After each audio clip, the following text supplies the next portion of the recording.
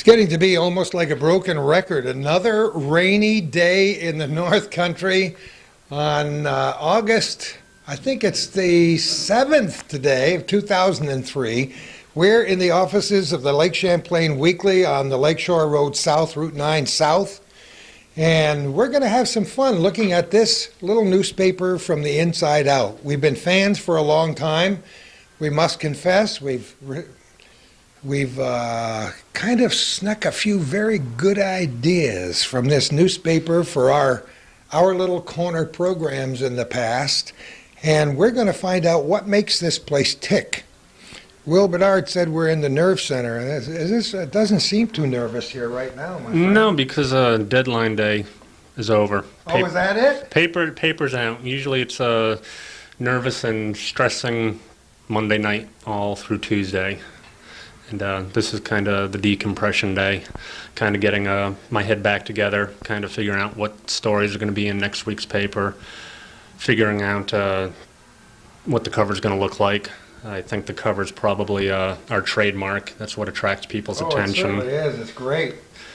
And I am blessed with a staff who are very, very artistic, and I give them a vision, and it's their job to bring that vision to life, and 99% of the time they give me exactly what I'm looking for. It's amazing. It's a big bad world out there when it comes to this kind of thing, so there's competition. First of all, I should say you're the editor. I am the editor. So the buck stops here, baby. The buck stops here for the most part. Sometimes it gets past me. Oh, does it? You never file it though, right? No. All right, you and I were chatting before we started this program, and you have a fascinating background. Where are you originally from? I grew up in North Carolina. I guess I'm a hillbilly. I have lived many places since then. I've lived in Sweden, lived in England, Michigan, worked on a newspaper down outside New York City. I've been all over. 6 states, 3-4 countries, I don't know. Got to Plattsburgh, I guess, about close to 2 years ago, and I've been here at the paper for about a year, and I'm really enjoying it. I wouldn't really call it a newspaper. We're not investigative. We certainly don't dig up dirt on anybody.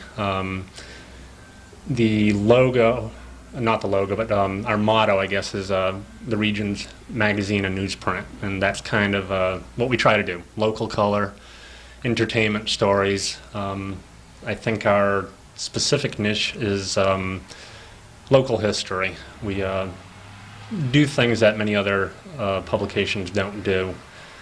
You know, we sometimes publish fiction, poetry. Like I said, we're certainly not a newspaper. Well, the first time I saw the Lake Champlain Weekly, I said, oh my goodness, the Grit is here. The Grit? Remember the Grit newspaper that used to Oh be my delivered goodness. years ago? I wouldn't be surprised if there's still a Grit out there somewhere. Little kids got it and they delivered it I in their remember it used to be hometowns. advertised in the back of comic books. And the Grit newspaper had history, and it had local events and anecdotes and poetry. I think we're dating ourselves, aren't we? I am, and I don't even care. Because you and I were talking about some Bill Cosby routines from the 1950s. Yep. But anyway, it's an impressive publication for this size community. And I want to know, you told me you went to UMass for a couple of years and then another small school. How did you end up in Plattsburgh? What? I have been coming to Platts, or this region, since the 70s when I was a kid, because my grandparents were from this region. Aha. And when I left Sweden, I just gravitated towards Plattsburgh. I had fond memories of this region, the Adirondacks, Lake Champlain. Very much loved the mountains, and just thought I could make a home here, and I have. And you met the Studleys and they reeled you in? Is that what happened? I applied, not really realizing what I was getting into. Isn't that always the way? And the editor who was here before me, who had Rebecca Schwarzkopf, who was here since the paper started, she left to go to Washington State, I believe. And I had sent in an application 6 or 7 months earlier, and they just held on to the application and got back in touch with me, and here I am. And it's been a good experience. My background was newspapers, and I've certainly enjoyed this much more. It much looser format. It's basically a free-for-all. It's very spontaneous. Much like this program. Right. It's I'm often as intrigued and enchanted by what's in the newspaper as our readers are, because I often don't know what's going to be in the paper. I give my writers, for the most part, very free rein, and they go out and dig up their own stories, and they find a lot of stories that I would have never ever have thought of assigning, and so I'm often every bit as I said, amused and enchanted by what comes out in the paper. Well, you have to pay attention to pretty much everything that's going on around here so you can pick and choose. Oh yes, definitely. I mean, they will suggest some stories which are not quite apropos, and sometimes, I do have to assign specific stories. But besides being blessed with wonderful graphic artists here in my department, I certainly have a staff which I can brag on anywhere. I'm very, very pleased with the quality of the writers that I have. And it's taken me a while to amass these writers. Good writers are not a dime a dozen. And it's taken me the best part of a year to finally get together a full staff, which I believe at least could compete basically anywhere in the country. Does it please you to actually make a mark? And you have made a mark with this publication. Yeah, it pleases. I mean, it's very funny though. I do realize that people like our paper just from the way it moves, and the response that writers filter back to me. But I'm very sometimes back here in this office, I'm in a vacuum, and which is really strange. I don't know sometimes, what people are thinking about the paper, and it's very interesting. I had lived down in Westchester County when I was working on my last newspaper, and the people down there were very, very vocal, and usually they were angry about something because we were a newspaper, so we were digging up dirt on people. Since we don't dig up dirt on people here, we don't get quite as vehement a reaction because we don't really, make people angry. Where'd you live in Westchester? Bedford. Did you? I lived in Thornwood. I used to have a mailbox, and I used to get the actress's Glenn Close's mail because she had the mailbox before me, so I used to always get her mail. And you two didn't look anything alike, right? No, not at all, not at all. That's great. All right. Just looking at some of these covers, they're just fantastic. How big a job is it to pick the cover? This cover right here, we had Sid Couchy do. As we can tell, and what a dear friend he is. Right. This is the wonderful Stephen Kellogg, who is the children's illustrator and the author who lives down in Essex. He did that cover. These covers right here were produced by me and my staff. This was our most recent one. This one right here is to celebrate our 3rd anniversary, and we just pick and chose 20 of our best covers from the last year. Great idea. And this right here was probably this has been a paper, came back out in May. This is elicited a lot of response. This was a story that had a local connection. A woman in Lewis, Charlotte Lacey, her father was born in Wallensburg, and he went down on a ship, the USS Eagle PE-56, which was one of the last 2 American warships sunk by a German submarine at the end of the war. And the Navy basically for 50-odd years denied that a German submarine sank it. And this turned out to be a 4-part series, and got a lot of good reaction on that. Belly dancers, of course. There's a couple of local teachers, and we had a story on that. And this one right here, our most recent one, this was the lead story was about a boy who came all the way from Israel to pick up a Weimaraner that was bred locally. And so, just a good local interest in local color. That's a great. Who took the picture? The picture's a bit of graphic magic. That's the wonder. Oh, here we go. The wonder of computers. Yeah. So that's not a local dog, then? Is that what you're telling me? No, that is a local dog, but the rest of it is manufactured. The dog, of course, was not smoking a cigar in a hole. There's a lot of license in magazine photographs, and some of it is very, very interesting because there aren't very many photographs that show up anywhere that aren't doctored somehow these days, are there? Digitally. Yeah, that's the freedom we have as a newsprint magazine. We basically entertain and inform, but since we're not in that rigid newspaper format, we don't really stick to non-manipulated photos. If this is just to attract readers' attentions. It's great to pick up the paper. I love it. It's very special. What does the size of this publication vary from week to week, or is it pretty much stable? No, it'll vary. Last couple issues we've had 40 pages. No kidding. Yep. The Battle Plattsburgh issue, where last year we had 48 pages. We're shooting for 48 pages again this year. We get down to 32 pages in the winter, but we try not to drop below 32 pages. We like to have a good, consistent 32 and bump it up to 40 as often as possible, and every so often with a special issue like the Battle of Plattsburgh issue, go up to 48. This is a very special kind of medium. I've been involved in the electronic media for almost all of my adult life, but the print media are different, aren't they? I mean, it's a different perspective. Definitely. You really have to work hard to attract the reader's attention and keep their attention. In this day and age, there's so much competition for people's attention amongst media. I mean, you have print format, you have the internet, music, television, movies, and people only have a limited amount of time. And to attract their attention and retain their attention, is very much of a challenge.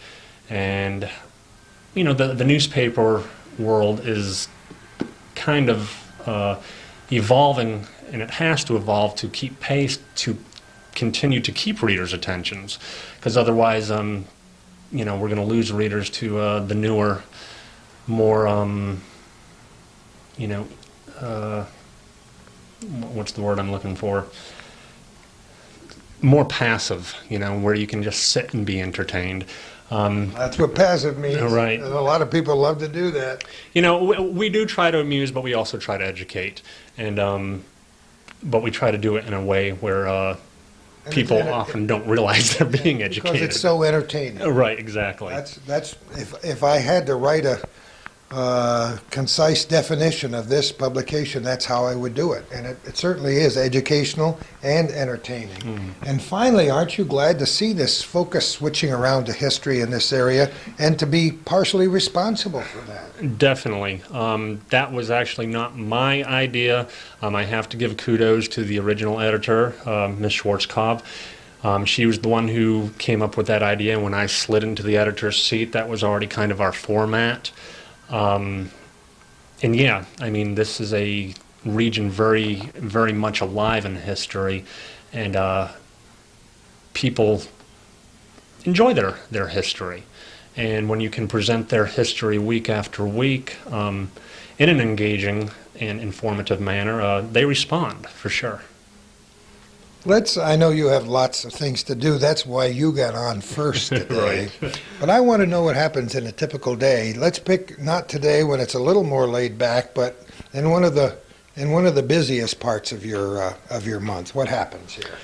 Well, I will be on the phone like a madman, trying to track down my writers, trying to make sure they have stories, trying to make sure they have pictures to accompany their stories. I will be on the phone trying to track down interviews for myself. Just doing a lot of coordinating. I fill a couple different seats here besides being an editor. I also do write, and sometimes you switch gears. You have to go from being basically a coordinator and manager, putting this whole thing together, and then you have to switch gears into a creative process. And I'm fortunate enough that I am able to multitask and switch gears without too much of a problem. I mean, sometimes, if I am very focused on the layout of the paper, and I have to bring my mind around to a story that I'm working on, sometimes the first 20 minutes sitting at the keyboard, it's trying to get my brain flowing in that direction can be a little difficult because I've been doing logistical stuff instead of creative stuff. Do you like to write? Oh, I love to write. Silly question, but what was that a passion before you ever came here? Yes, I've been writing since I was 14, and I've been a professional journalist for about 10 years, and yeah, I absolutely love writing, and I personally, besides journalism, I also write fiction and poetry, and I read a lot, and basically the reason I write is just because after a while, after you've gone through all your favorite writers, you want to write something that you yourself would read, and I've heard other people say that before, and it certainly holds true for me too. Have you published any poetry? Yeah, I've published poetry. I had a book published last month. Yeah, different magazines in Europe and the United States. There's just unfortunately not a whole lot of money in poetry, so I know that, and it's too bad. yeah. That's really nuts and bolts, isn't it? Yeah. The only way you can really make money as a writer these days, unless you're Stephen King, of course, is to be a journalist. And fortunately, I also do have a passion for journalism, so it works out. So, do you think you'll ever write the great American novel? Let's Or a collection of short stories?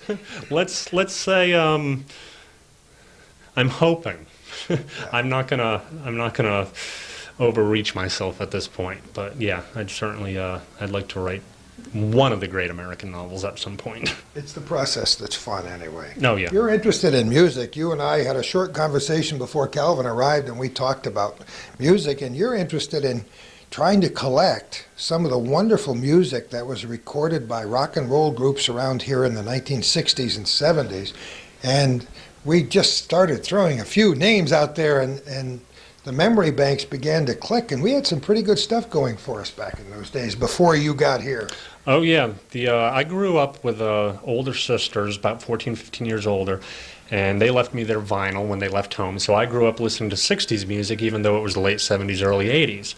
And I've always loved 60s music the best. And when I first got here, I started digging up local bands from the 60s and found out that Plattsburgh had two crackerjack labels, Rondak and Empire, who released some incredible stuff, from the Thunderbolts to Bill Kennedy and the Twilighters, Mike and the Ravens, Monterey's, and just some fantastic music. And some of it is as good as any 45s by famous bands that you still hear on oldies radio. Some of the stuff recorded in Plattsburgh between 63 to 66, could easily format on Cool 105. I mean, easily. Some of it's just super. The most interesting thing I found out was there's a rock and roll chestnut written by Johnny Kidd, who was in a band called the Pirates in England. And for years, people thought that the first North American version was by the Guess Who, but the first North American version was actually by Bill Kennedy and the Twilighters. And Bill Kennedy, to this day, asserts that Randy Bachman of the Guess Who heard their version, and that's why the Guess Who did it. Kennedy would make that kind of assertion. But I would think, expect that. I mean, the Twilighters version is It's like 64, and it is as loud and heavy as the Who's version from 4 years later. And I think it completely destroys the Guess Who's version. I think from Kennedy's reverb to that fat bass line, it's just an amazing, amazing cover. And I think it's probably the definitive version of that song. And here it was recorded right here at Rollerland in Plattsburgh. Oh boy. Talk about golden moments, and I could express quite a few, and some that are totally unpublishable at this time. But it was an awful lot of fun until, unfortunately, it burned to the ground, and I had the misfortune of being there and describing that event as it happened in the middle of the night. Oh, goodness. But I have twisted the night away at Rollerland many times when there were so many people dancing that there were 2 to 3 inches of water from sheer condensation Wow. from body heat inside that place. It was an awful lot of fun in the days when many of the big-time rock and roll stars would stop here in Plattsburgh on their way to Montreal Right. and tune up, try their act on local people, and we gobbled it up. It was just fantastic. I was in the radio business then, and we got to meet all the big stars of the day. That was a lot of fun. Yeah, I talked quite a bit to Peter Gibbard from who had the Empire label, and he told me all those memories, and I was just drooling with jealousy, because so many of those bands are the ones that I grew up listening to. Wouldn't it be great if you could, and you said you might try, to get a compendium of music from that era?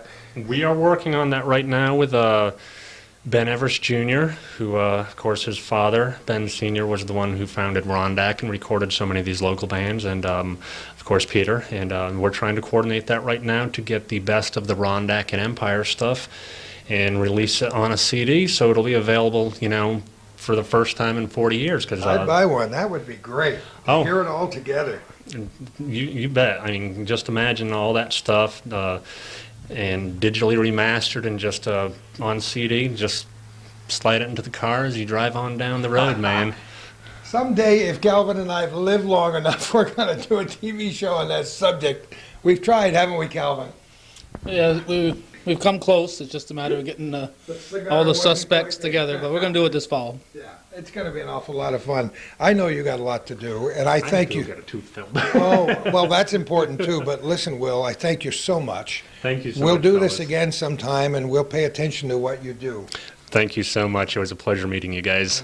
We'll clap in our own living rooms every time we read a good piece from you. Why, thank you. Hopefully, you'll hear that collective roar. Yeah, it's that's the funny thing about being a writer is you don't get to hear the, I think I'd much rather be a rock and roll star so you could hear the audience. So I'll just imagine you guys clapping in your living Who rooms. knows? Maybe you can do both. Thanks a lot, Will Bedard. Have a great day, will you? Thank you, Nice guys. to meet you. Well, we started at the editor's desk, and that was only because the editor had a toothache or had to come in his tooth filled. It was a great place to start because we that is one of the nerve centers of a publication like this. But now we're sitting at the boardroom table. Isn't it neat? Yes, Real neat. With the Studleys.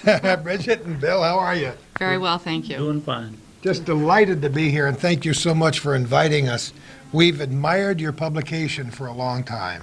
And I asked Will in the other room, how does it feel to be able to make a mark in a community this size? And it feels pretty good, doesn't it, when you're competing against some pretty prestigious publications? We sure are, and we oftentimes say we're blessed. We really are blessed because we have a crew that is just interesting and remarkable, and it's a lot of hard work, but it's been exciting. Let's talk a little bit about the philosophy of this publication. This publication is not 112 years old. It doesn't boast a long, but it does boast a colorful history, doesn't it, Bill? Well, we're now 3 years old, and what we try to do is we try to tell a story about the North Country people, the events, North Little Country. history? Yeah, a little history. The North Country, its environment, the lake, all kinds of current events, history. Try to culminate each week with some passionate stories for the North Country readers. You've been around here long enough to know that this area is unique in so many ways. Part of our goal with this little corner program that we do is to prove to anybody who wants to listen that it is unique. The people are unique, the geography is unique, the economy is unique, and we've been up the hills and through the dales over the years, Absolutely. but it's still very special, isn't it? It is very special. We've been here 26 years. We arrived in 1977 and fell in love, and we go back for a visit. I'm from Florida, Bill's from downstate New York, but I met him in Florida, and we just love it. The people are wonderful. I mean, it's just a sense of community that has been lost in some of the other parts of the country that I'm familiar with. Let's by way of background, before we even get to the genesis of this publication, what did you do before? Did you have a career before? Well, my husband and I have worked in the advertising publication business in the North Country for almost 26 years. We arrived here, like I said, in 1977. We started working for another company. We worked there for about 12 years, and then we were associated with another publication that we were half owners of, and about 3 years ago we said we have a passion to do something different, and I don't know, I think we're crazy sometimes, but it's worked. Sometimes the water looks very inviting as you're in the air. Absolutely. And at a certain point, unlike those cartoon characters that we know and love, you can't go back, so you might as well do it right. Might as well do it right. That's exactly right. And it sometimes takes 7 days a week, 2 shifts, and total dedication. I was surprised to learn that some of your publications, like the Battle of Plattsburgh last year, were 48 pages long. Absolutely, and we're looking for bigger and better this year because we've grown that much more in the community. We have that much more community support, and we have an exciting issue scheduled for the Battle of Plattsburgh issue again. It's kind of our gift to the community as well, because we have people who contribute that have a story to tell, and we give them the opportunity to tell it in the pages of our publication. I want to know what the brainstorming sessions were like when you first decided to put this together. Why this format, and how did that develop? Well, I think it was an evolutionary process. I believe that we have an inherent, I think, the desire to serve the people of the North Country, to bring about and make known the history of the area, serving the public with, information that's long gone by. I think, rejuvenating it and making aware that even people from long ago have served, their communities, and today now we're serving our community. And in doing so, we dig up, artifacts like sunken ships. We bring about memorial services on the lake. We bring about the Battle of Plattsburgh, which is, as you said, a nice addition for us, and we get an awful lot of community support to do so. Sure do. And the brainstorming goes on in very unconventional ways. We're rather unconventional people. I love it. I love it. We could be walking through the building and someone would say something that would just spark an interest. And of course, then, we go and talk with the editorial staff of one, and he either, likes the idea or says, oh, I don't know if we can pull that off, but it's pretty unconventional, and everyone here has the ability to contribute. We have our sales staff comes back off the road and says, there's going to be an event taking place, maybe in Cherubusco or something along that line, and let's see what we can do to cover it. And our goal is to always give coverage, other than the historical aspect of our paper. The goal is to always give coverage before an event instead of covering after the fact. We don't want to put ourselves in a situation of being a newspaper, because we're not. We call ourselves a regional magazine.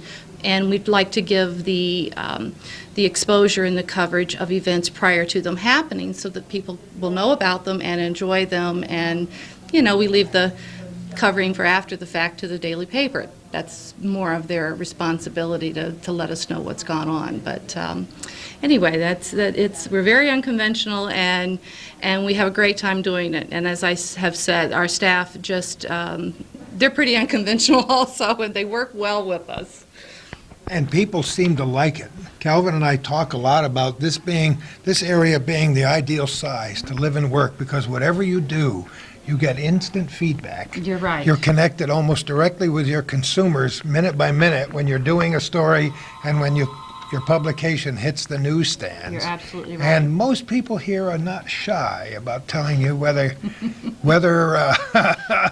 you didn't do so well on one feature or you did extremely well. But that honesty is what has always sustained me in the media down through the years. Absolutely. I was here Absolutely. 3 days in 1961 and thought I was going to kick the great behind of the North Country. In about 3 days, I became very humble when people knocked on my door and said, "Who are you trying to kid?" And that is, you're absolutely right, and we've talked about that a number of times as well. It's, you treat your consumers and the people who are reading your publication with respect, and you always want to give them the best that you can give them, and not dumb down, but to rise to the occasion of giving them something intelligent to read, and that's been our goal as well.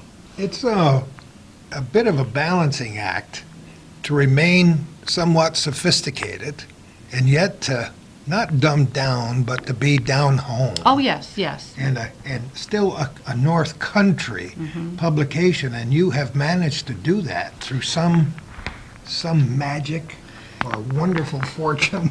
Well, I think a little bit of both. Wouldn't you say? A little bit of both. The fortune is Because the there. writing is wonderful, but the subject matter is mostly in a form that anybody on the street with a grade school education can pick it up and find 3 or 4 or 5 stories that they will talk about over the supper table. Well, that's exactly right. I can use, some examples of people who have responded to, reading some of our editorial. And as they, I think, receive the publication and then read the publication, they talk about it to others. And in that process, I have found, in particular, one customer that had told me a story about how she found the publication good to bring to camp. Where there I was, love it. Where there was no TV, there was I love it. there was no radio, and when There's they had no substitute either for it. exactly, and they would bring it to camp, and they would talk about the stories that we had written about, both historical, current, and present, and I found that very rewarding. Anytime you get accolades like that from the community, it gives you the inspiration to move even further. I hear it, I didn't mean to interrupt, but I hear teachers who are ripping out a page Oh, yes. or story and taking into Yeah, their that's exactly fourth right. grade classrooms, and I say, okay. Every school has a subscription to our publication in the region. We just had a renewal come in from Willsboro. We're a free publication, and yet we have people who subscribe to it. We offer subscriptions because they don't want to miss a single issue, and sometimes it's not as easy to go out to the store and pick one up, or, they're just reasons to have a subscription. But the lady that he was referring to, the customer, called us and requested a number of publications that she had missed. And so we went to our archives, we found those publications for her, and she said, "I don't want this to ever happen again." She bought a subscription. Did you love it? It was great. it was wonderful.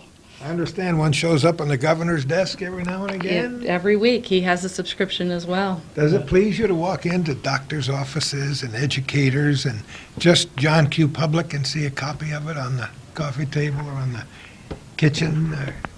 Well, I'd have to say that probably one of the best sights for us is to see anyone reading a Lake Champlain Weekly and enjoying the content. Yeah, it is Who exciting. is your competition?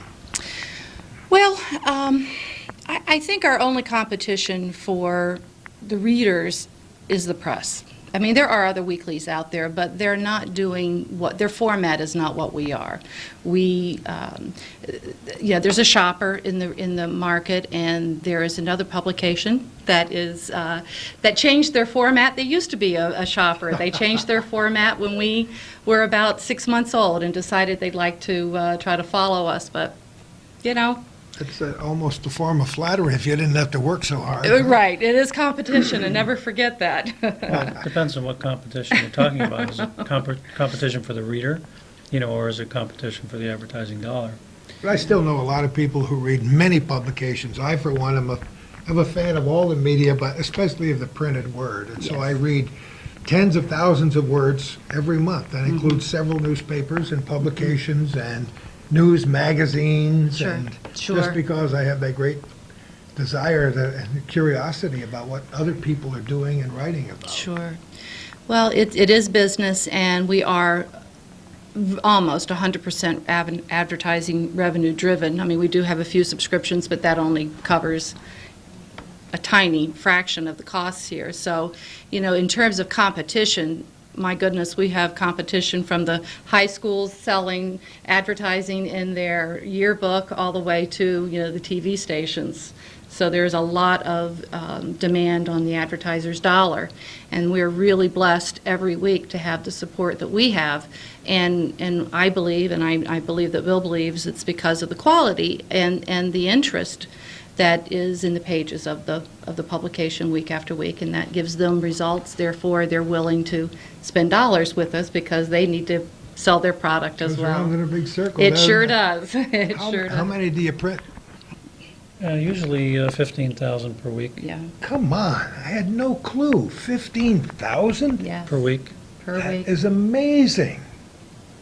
That's wonderful. You don't do that on the premises, though, right? We can't do that here. We print No. everything else. All of the other publications that we have, we print on the premise, but that is a web job, and we have to job that out. That's correct. What are the biggest changes since you conceived this wonderful baby 3 years ago? What's the biggest change? The roof on the building. No, That in helps. the paper. Water doesn't mix well with paper. A year ago, if it were raining outside, it were raining inside the building, so that is a great So that's change. one of the biggest changes, and we're thankful to have it. Yeah, but the publication itself, what would you say has Probably evolved? the transformation, I think, from a shopper format to a newspaper format, whereby we gave up the front page advertising to editorial That content, was difficult. and to create interest through artwork rather than through advertising. The covers are sterling. I don't mind telling you, I'm a big fan of the covers. Thank you. But then, I'll go all the way back to the famous Saturday Evening Posts. And so I like to look at the cover, since the first Life magazines and so on. And this is what I said before about sophistication and simplicity all in one ball of wax. It's hard to do, but those covers are. And that third anniversary edition with the, how We many? were 20 pleased. Oh, 20 or yeah. so Yeah, on the and front? there were 24 or more so. that we wanted to include, but there was only, so much space. But And this week's we couldn't include because we didn't have it yet. yeah, But this week's is a great one as well. yeah, the dog, the Rottweiler, no, I'm sorry, not Rottweiler, the Weimaraner. Weimaraner. We have a Rottweiler at home, that's why I said that. The Weimaraner, yeah, it's just a I've great written a short cover. story about a Weimaraner, and don't ever ask my wife for an interview on Weimaraners. Uh-oh. Because we had one, and he was the dog from Hades. A little wild. He was born and bred right here in the North Country, and he did a lot of nasty things. Is that right? Well, But anyway, that's another that's a story. beautiful cover. Yeah. Imagine modern digital electronic. It is phenomenal Magic. what can be done. And again, we tribute so much to our crew. They're young and excited, and they have a wonderful time. And usually the covers are our editor's vision, and then he provides that information to the designers. And we have three, and they, you never know who's going to design the cover on any given week. So there's a little different look each week. How many hands work on this publication every week? How many people would you say total? Well, it is initiated, I think, at the advertising level. The advertising then determines the size of the publication. We have 3, sometimes 4 sales representatives attacking the advertisers.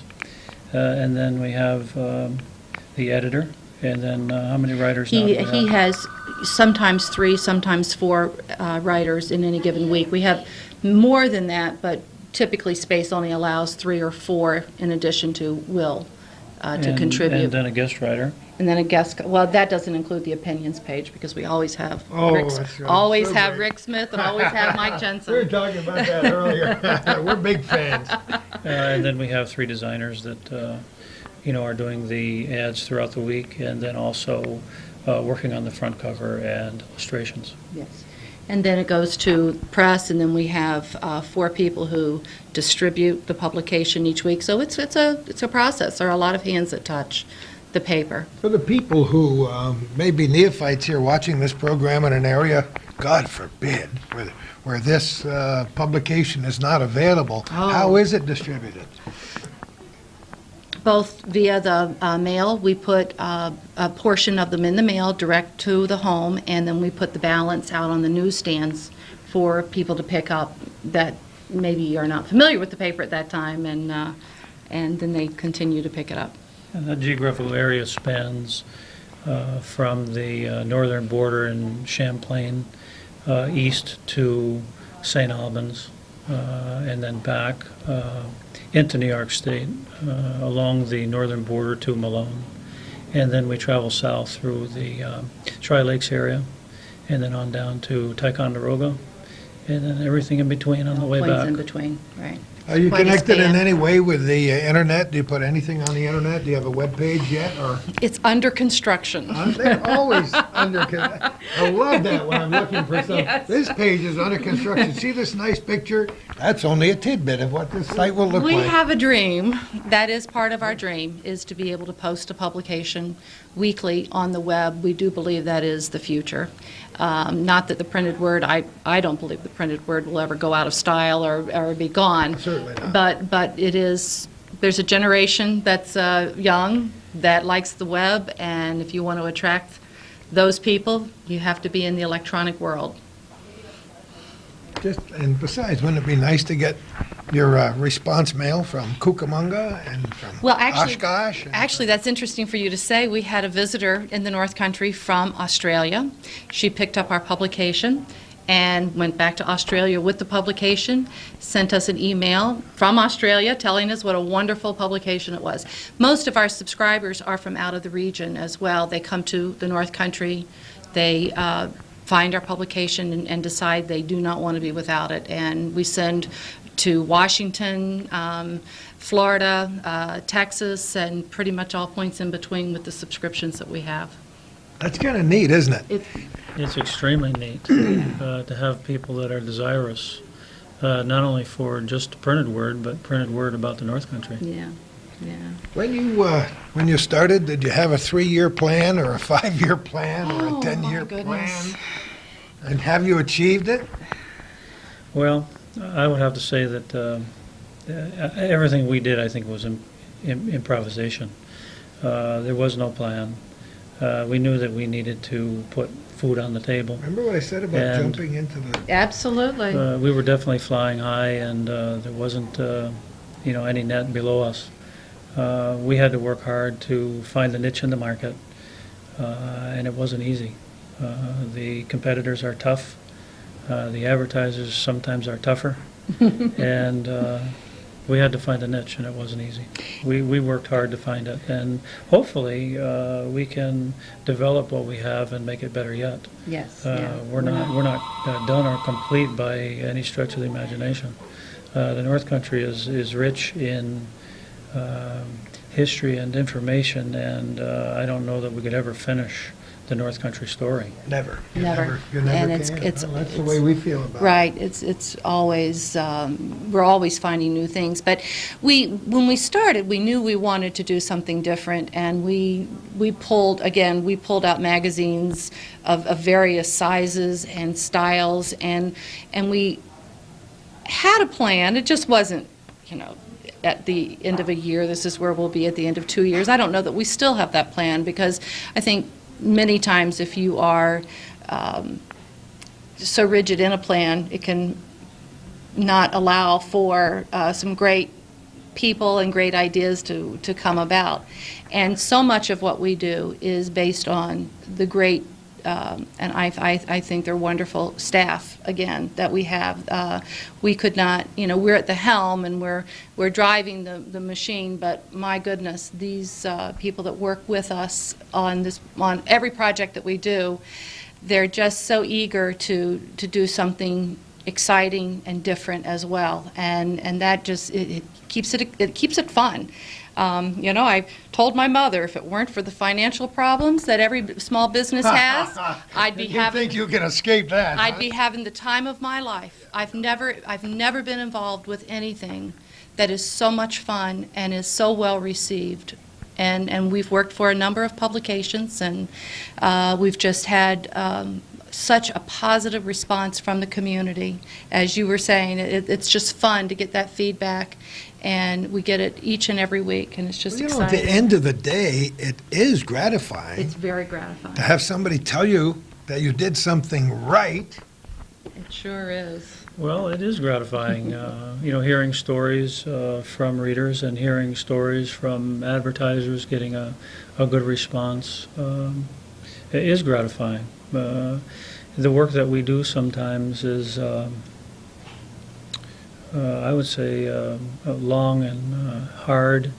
We worked 3 years, most generally side by side, 7 days a week and 2 shifts.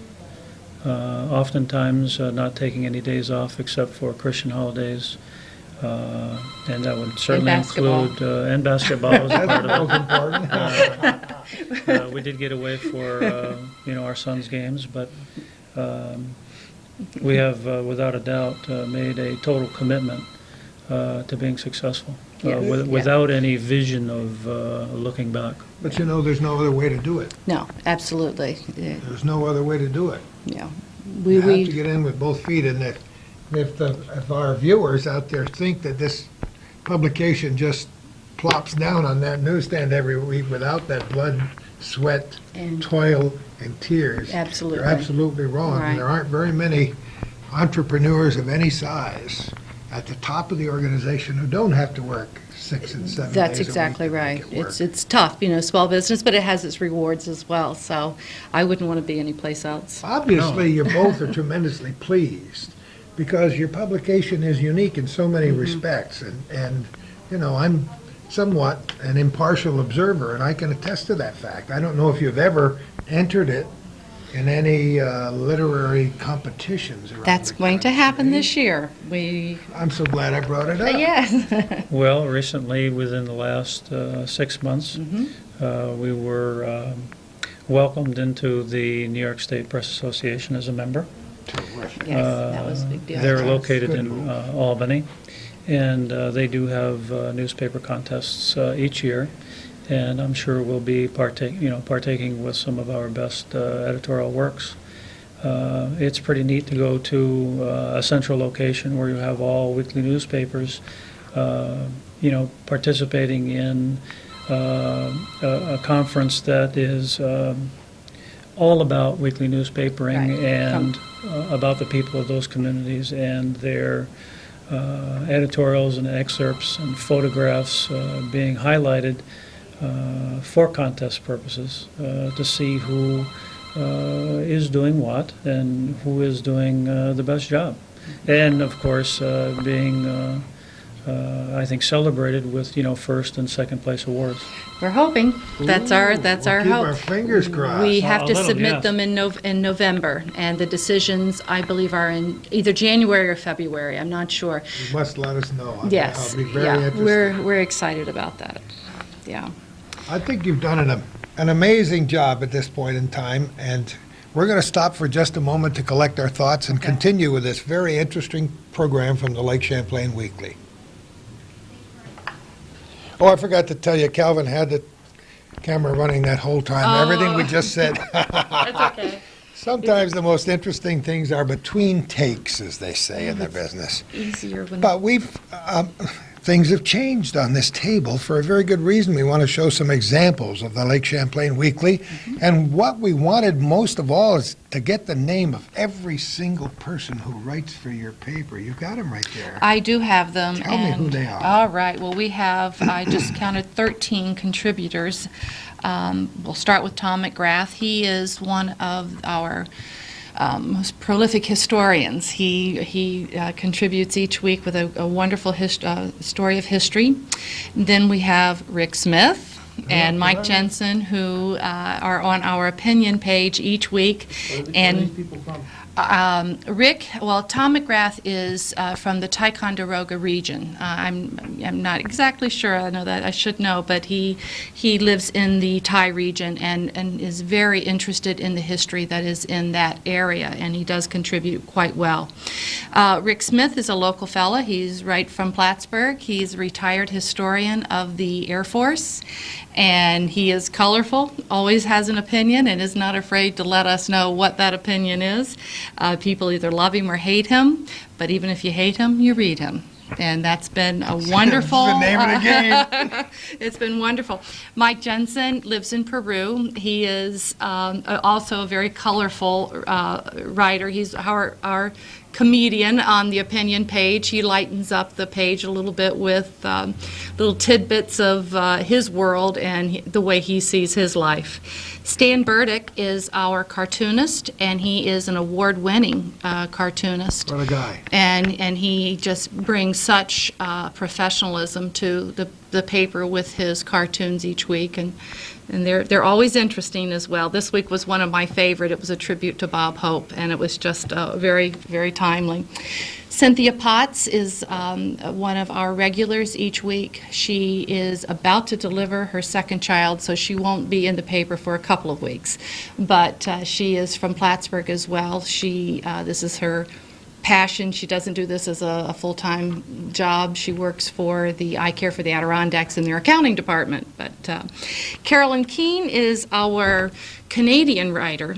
She lives in southern Quebec and always is giving a perspective on that side of the border, so to speak, although this week she did bring a story to us about the Lipizans, which are, of course, in the Grand Isle region.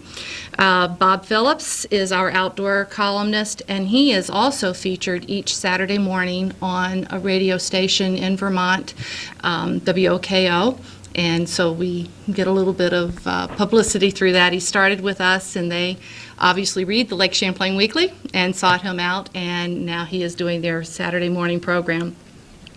Our dear Lauren is a local writer, and I don't think I can disclose who she really is because she is a clinical psychologist, and she is always afraid of maybe crossing the line or whatever, but she is a local. She's only writes for us. Tom Brusso is another contributor who is very rich in history and contributes nice history pieces to the paper. Lisa Scheinhofen, I'm sorry, I do not know where Tom lives. I should know that, but I don't. Lisa Scheinhofen is she filled in for Will when he took a week's vacation and did a marvelous job. She was our editor for 1 week, and she also contributes each week. She lives in Willsboro and does have a history of writing for different magazines in the New York City region. I'm not exactly sure of the publications, but she just, again, contributes on a local level, a wonderful array of stories. Mr. Bill Glidden is a contributor quite frequently. He is a retired military gentleman. He retired, what is his rank? I think Colonel. Yes, I think so. And he gives us a wonderful array of history on the military battles that have been in the region. If there's anything, any type of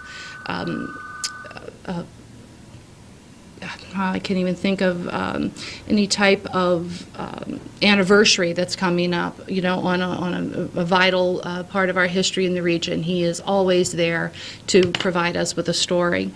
Bill Coolidge is a gentleman who lives in Peru, and he gives us a lighthearted view of just down-home stories, just stories that are true, that were part of his life, and he retells them with a real sense of humor. And we have another gentleman, Ron Quick, who lives in Lewis, and he is always providing us with humor as well, just down home, a lot of hunting. He's a great outdoorsman, and he just provides us with just a humorous side of what he's doing. And then we have a new writer, Jim Harvey, who has just contributed a few stories, but they're also local flavor, not particularly historical, but just different avenues of interest. So that is our collection of writers. And of course, we have our editor, Will Bedard, who contributes each week with an interesting story. Lest any of our viewers, excuse me, to this program called Our Little Corner, think that this isn't a hands-on publication. I hope we've changed that idea, because you people are involved in every aspect, all the time, every day.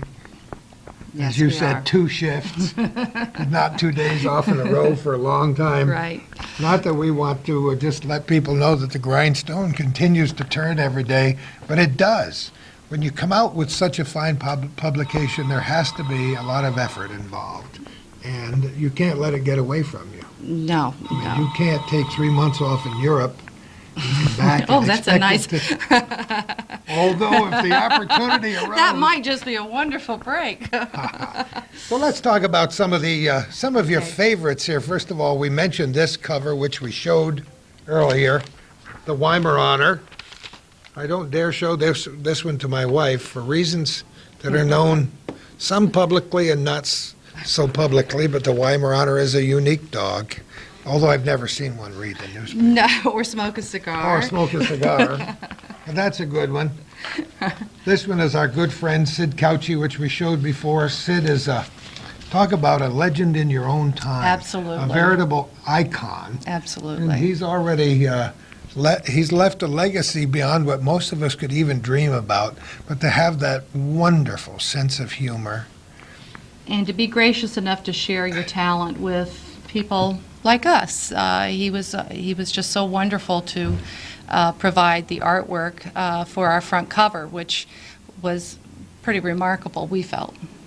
We've followed Sid and his career for a long, long time, and I hope it lasts at least another 20 years. Yes. And this one, which we've shown once, but let's talk about it again. I love Wasn't it. aware of that. I love it. That's all right.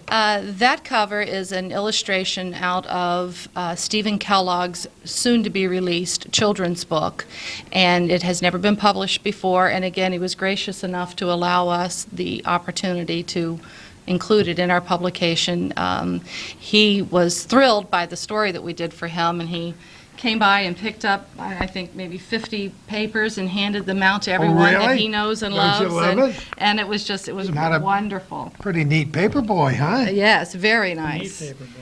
You've already looked at that You one. know, it's really important. The cover is important because this is what people see. And when you're talking about a free publication that's on the newsstand, if you don't catch them on the cover, That's right. you don't catch them at all. Well, we had, talking about people in the community responding, I was at the Department of Motor Vehicle the other day, and one of our advertisers stopped me and said, you know, your paper is your covers are a work of art, and that's really how we perceive them, and we try to make them just that so that it does catch your eye when you're walking by and you go, oh my goodness, what could that be about?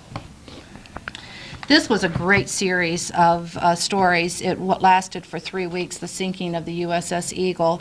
That was based on one of the survivors of the Eagle who lives in Lewis, and his story was told. And the History Channel did a story or a piece on the story as well. I haven't had an opportunity to see it, but this was all firsthand interviews from the survivor, and it was a wonderful bit of history that had not been told that I was aware of in the North Country. Hopefully, this is reinforcing the feeling that many North Country people already have about the Lake Champlain Weekly, and maybe engendering some new converts in the course of this program. I love this cover. Yes, that was great.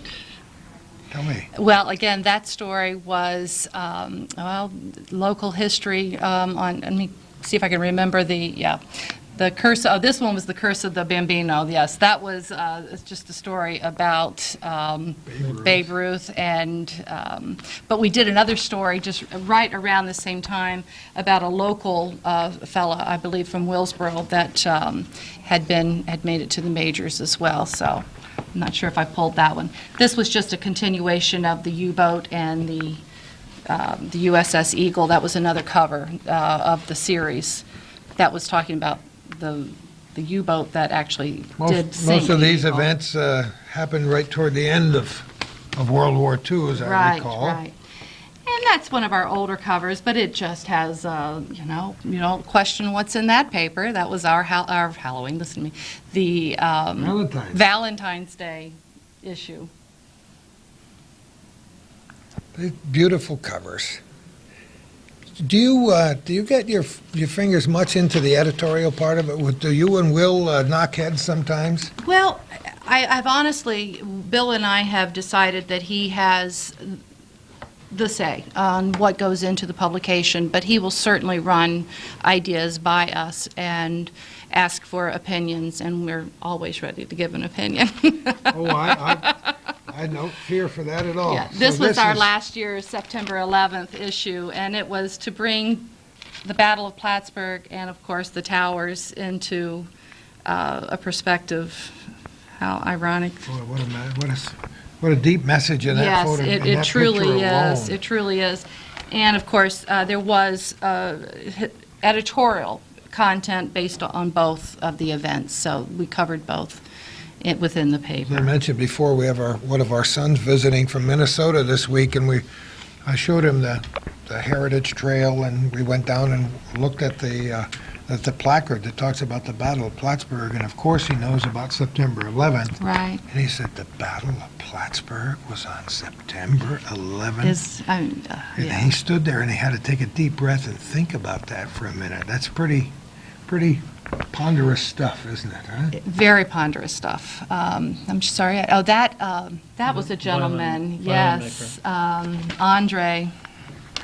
He is from Elizabethtown. I'll let you tell the story of these two fellows. They're a wonderful group. Well, they're two twin brothers, one short, one very tall. One makes violins, and the other repairs cellos.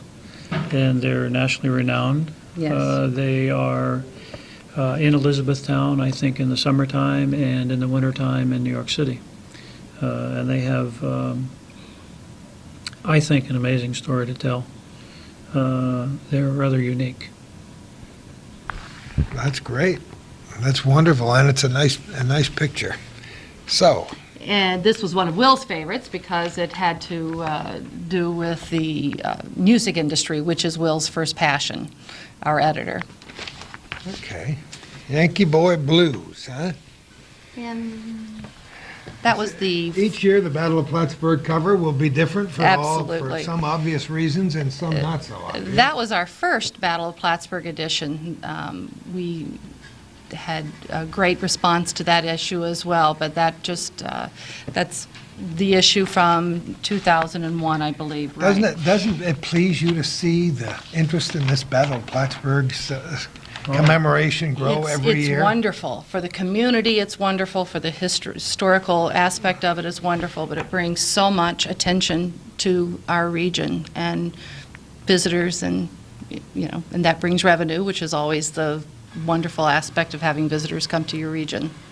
Each year I get a call from Kit Booth, patting us on the back for providing the schedule and all the editorial content, and has told me on, I think, each occasion that we've published an issue about the Battle of Plattsburgh, that each time he reads, like Champlain Weekly, he learns something new.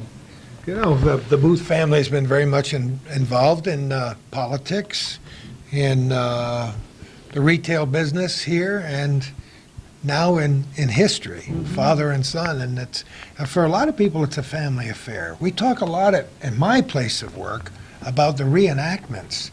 And these people are getting into reenacting and making their own uniforms and going out and paying $800 for a replica musket and trying to get authentic socks and shoes, and it's true. It's that's, very and true. that grows. We have more reenactors come here every year, and for the little kids and the big kids, that's kind of neat, isn't it? I love It's that. real neat. And, I love the pageantry. The Yes, Kent the Lord yeah. House, I think, is a magnificent representation of the era.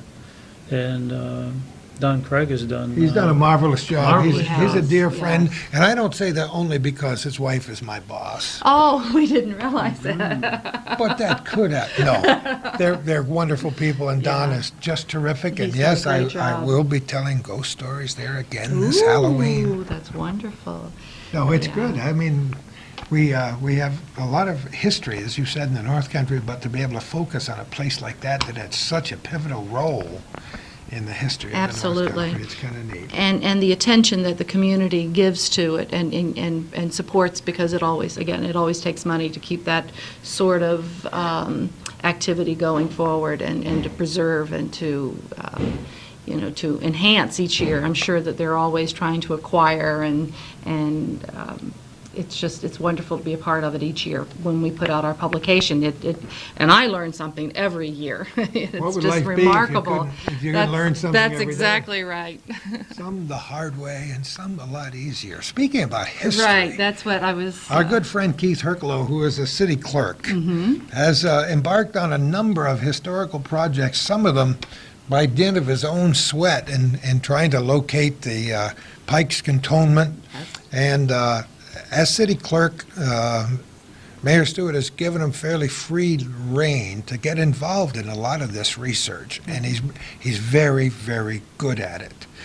And to track down the rifles that the teenagers were given after they so dutifully held off the British on Bridge Street in downtown Plattsburgh, and to transcribe the entire journal of H.K. Averill Sr., an account of the Battle of Plattsburgh and North Country community. Talk about not being able to see when you look at this little publication how much work went into it. I know because I watched this guy doing this. It was painstaking, and it was quite an ordeal. Bill worked with him on it in order to print the publication. Now we're getting into some of the things that are in your bailiwick and in your forte here Yes. at Studley's, right? Well, we attempt to push the envelope a little bit in the printing department. I noticed that. Oftentimes, we come across projects that challenge us. It's fun to do. And Keith Herklow's book, H.K. Averill, was rather unique in that it depicted, a document or a documentary of a journal that was written 200 years ago. Talk about a slice of life. A slice of life is right. Yeah, And to be able to be a part of it and to actually print the pages of the journal is rather neat, to say the least. You print a lot of things. I'll just show a few, and you can talk about them as we go along. Well, this particular book is a book that was written by our first editor, Becca Schwarzkopf, and she, in her own time, had decided that the Underground Railroad was of particular interest to her, and she decided that she was going to gather materials about the Underground Railroad and the travels of the slaves that either had been freed or slaves that had been, able to escape. And in the process, we helped her along with the process of printing the book. Well, that originated as just a story in Oh, the that's Lake true, too. Champlain Weekly. That was one of the, in one of the We did a early. series, that's right. Yeah, it was one of the earlier stories in the weekly, and the response was phenomenal. That really was the first story that opened the community to giving us positive feedback on the story, and they kept wanting more and more, and so she decided, well, this is the time to do it, and talked with Bill about publishing the book, and so the rest is It's a history. piece of American history that I'm sure many local people don't think about or or don't know about, until I find myself talking about all these things, and they say, "Oh, really? This was a stop along the way in the Oh. Underground Railroad," and young kids think this railway way under the ground, it's all the way from. all the Many way from adults think that too.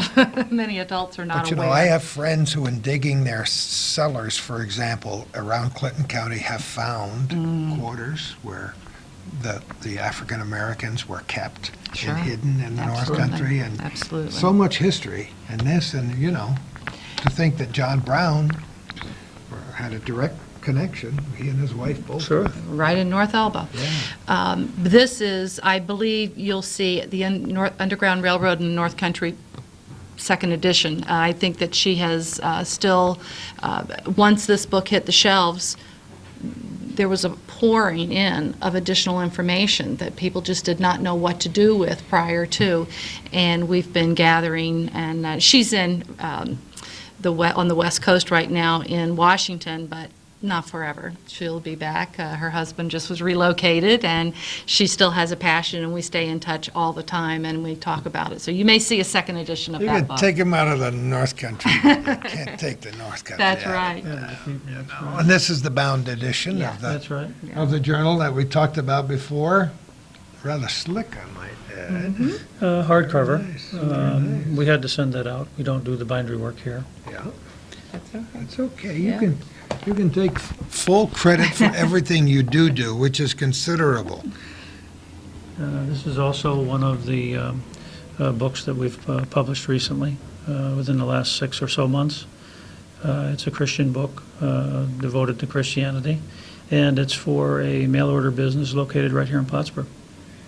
Are these the kinds of things you solicit, or is it word of mouth? Do a lot of people come to you and say, "Can you do this, Bill?" Or how does that work? Well, I think that we receive information from the Yellow Pages. We receive information from the ads that we publish.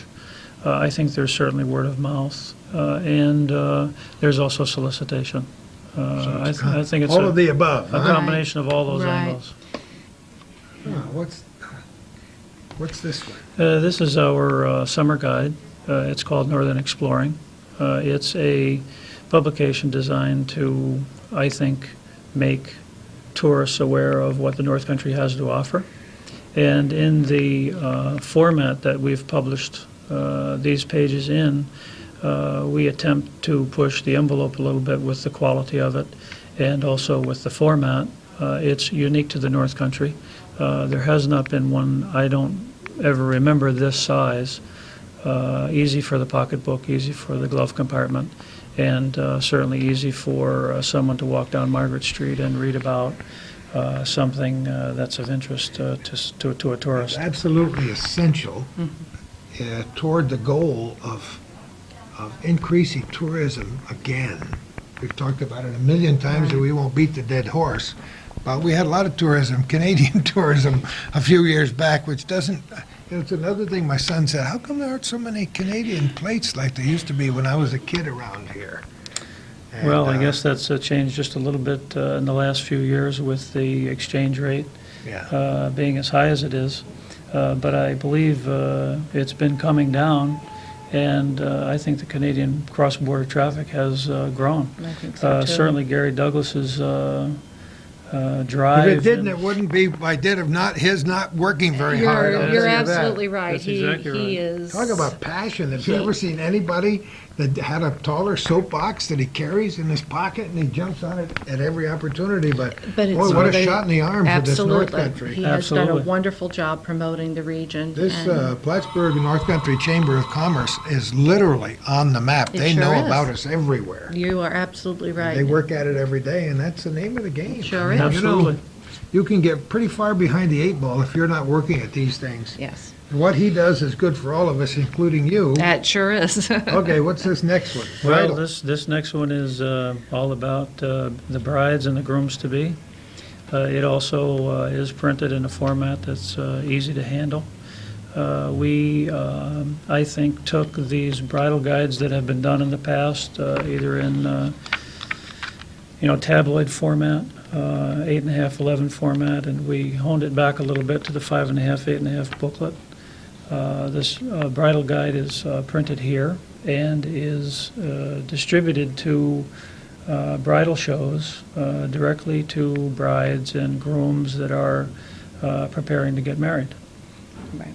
There's some pretty nice-looking publications here. I mean, you're to be commended for this stuff. Well, we're proud of what we have been able to accomplish.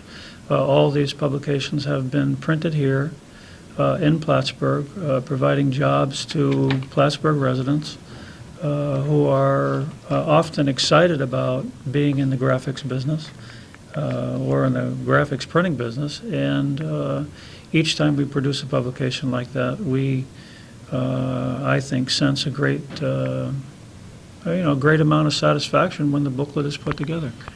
It's a lot different than it was before we had computers, isn't it? Oh, my goodness, it sure is. A lot different. A lot different.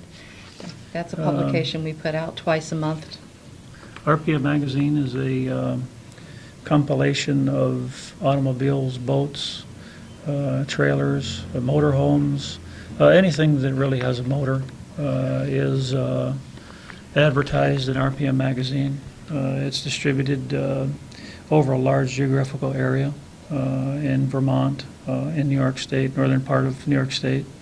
And what we're trying to accomplish there is the ability for automobile advertisers and the like to have a format to advertise their products in.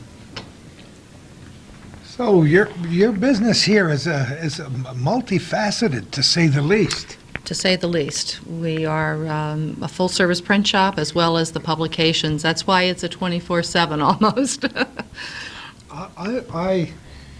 At the end of interviews, or sometime in the middle, I like to horrify the people I talk to by asking them what their vision of the future is. If you had a crystal ball about this North Country, this Lake Champlain Weekly, this wonderful North Country publication, or if some wonderful benefactor were to say, Bridget, here's $3 million, see what you can crank out in Well, 2004. I think What are our, your dreams? I think our vision is to circle the lake with the Lake Champlain Weekly. We'd like to, we distribute our publication in Vermont, and it's been very well received. And I think we'd like to have the North Country residents of Vermont enjoy it as well as the North Country residents of New York enjoy the publication as well. So that is, that's a vision, and that would take a lot of money and additional staff and. Well, you know, for years, many of us have tried, some harder than others, to break down what has been almost always perceived as a barrier in that beautiful Lake Champlain. And it's only in recent years that we've started talking about the Lake Champlain region instead of Plattsburgh and Burlington and Essex County and everybody with their own parochial wants and needs and desires, because it's a ball game that has to have some almost global or regional effort to win. And so I think your aims are laudable and probably doable. Well, I believe that it's compatible. I believe that we are North Country. There are certainly differences on with Vermont's history and New York's history, but so much of it is combined, and it just makes sense that we would be received as well on the other side of the pond, so to speak, as we have been here. So that's our vision. I'm sure some of the publications on that side of the lake might muster an army against you when you try to invade their they will, territory. probably. But I think it is regional, and over and over and over again as we go, we've been in Vermont a number of times with our little corner, at St. Anne Shrine and Alberg and different places to show the connections between the Lake Champlain region, and especially the connections in history. Absolutely. Lake Champlain Maritime Museum, which is in Vermont, has done so much to help us preserve our own history on this side of the lake, and you can't deny it. Well, tourism is not just traveling to Plattsburgh. I believe Mayor Clavel's vision and Dan Stewart's vision with tourism to this area is a regional And one. southern Quebec, if you want to Yes, complete that's the exactly triangle right. of excellence. That's exactly right. And I don't remember the mayor that was involved there. Maybe you might know his name. He knows. Uh, It's not the Claude mayor. Bessant was not a Claude mayor. Bessant. But I know that the three of them have gotten together Yeah.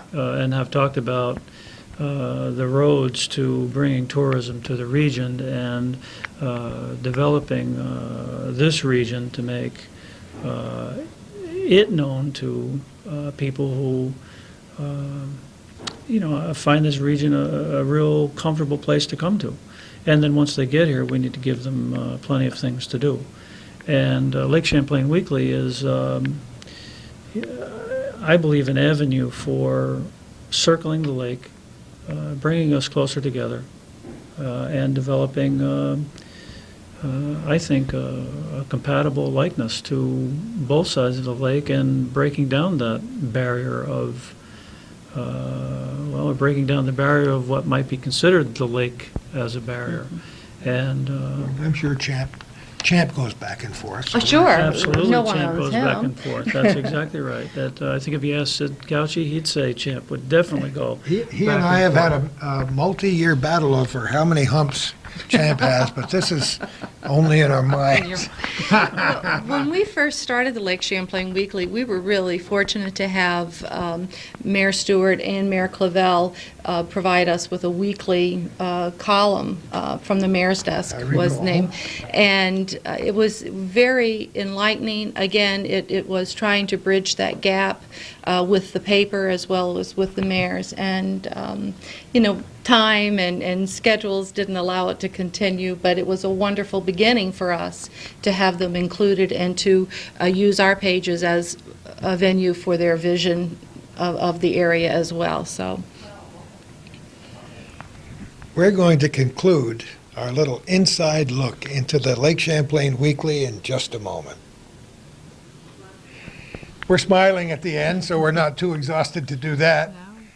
Bridget and Bill Studley, thank you so much for inviting us to the inner sanctum of your business here. We're thank you. charmed to meet you and some members of your staff. The first thing I did when I walked in the door was to be greeted by one of the most beautiful smiles I've ever seen. I saw her with her purse over her shoulder leaving, so I'm sure she didn't want to get on camera, but you do have a wonderful staff here, and we've been treated very cordially since we've arrived. Thank you. The young lady you were just speaking of happens to be Miss Teenager of Clinton and Essex County 2003. Now you know that the smile is real. That's right. It's award-winning. It's huh? award-winning. She was just crowned, I think, 10 days ago, and she's been doing the whole circuit, so it's wonderful to have her as well. That's great. Bill, We're thankful for having you come. we enjoyed every minute of it. And bring our story to the people. We hope we've told the whole story, and if not, we have a habit of coming back. Okay. Sometimes like bad pennies do. But we've been known to do chapters 2, 3, and 4, and up to, what's our greatest number, 13? For the man named Ron Venn. Oh, my. He's just a neat guy. But thank you so well, much thank for you. telling your story, and we'll be sure we'll be looking for the next edition. With the Weimaraner? Well, that's out today, That's the one and that's out watch, today. right, watch each week. It's something new and interesting, and you never know where you're going to go when you read the Lake Champlain Weekly. And how much is it? It's free. Free, as we used to say in the radio. Free. And she almost said it before I did.